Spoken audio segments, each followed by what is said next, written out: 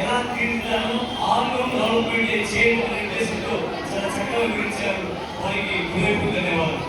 ఇప్పుడు ఈ గురునానక్ విద్యా సంస్థ సృష్టికర్త, రూపకర్త, వేలాది మందికి ఆదర్శప్రాయులు ఆ విద్యా సంస్థను గౌరవించేటువంటి కానీ మాట్లాడవలసిన సాధారణంగా సైనికంగా ఆహ్వానిస్తున్నారు.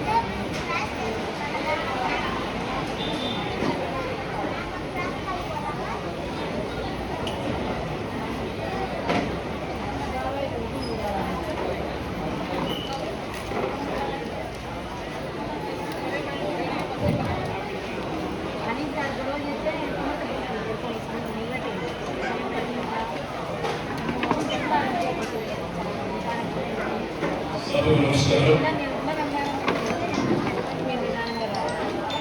ఈ సమావేశం చేసినటువంటి తల్లిదండ్రులకు ప్రత్యేక అభినందనలు, నమస్కారాలు.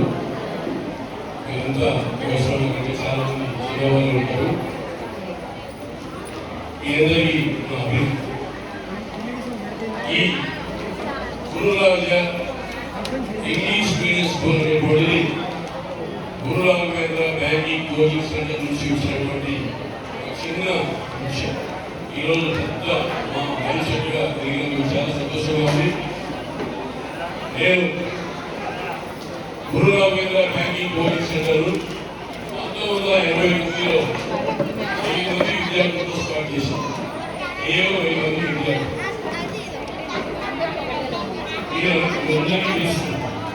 మన కష్టపడితే ఈ స్థాయికి కాబట్టి నేను కూడా విలేజ్ నుంచి వచ్చాను. మరి వేలమూరు తాలూకా మంగళపల్లి సార్వని తీసుకుపోవచ్చు. వేలమూరు తాలూకా చిన్నపల్లి అనేటువంటి చిన్న గ్రామం నుంచి వచ్చాను. నేను చదువుకున్నది బీకామ్ తెలుగు మీడియం. ఆ రోజుల్లో ఇంగ్లీష్ మీడియం ఇంత ప్రాధాన్యత లేదు. బీకామ్ తెలుగు మీడియం ఎందువల్ల నేను ఎంతో ఇబ్బంది పడ్డాను.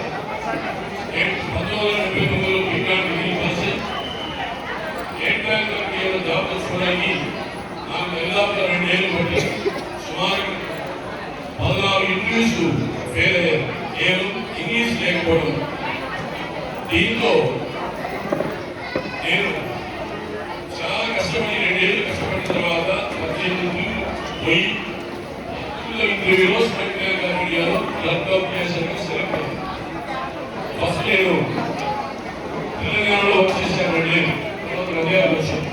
నంద్యాలకు వచ్చిన తర్వాత నేను తీసుకున్న డెసిషన్, నాలాగా గ్రామీణ ప్రాంత విద్యార్థులు ఎవరు నష్టపోకూడదు, ఏదైనా గ్రామాలను చేయాలి అన్న దృఢసంకల్పంతో డైలీ 5 అవర్స్ హిందూ పేపర్ చదివేవారు.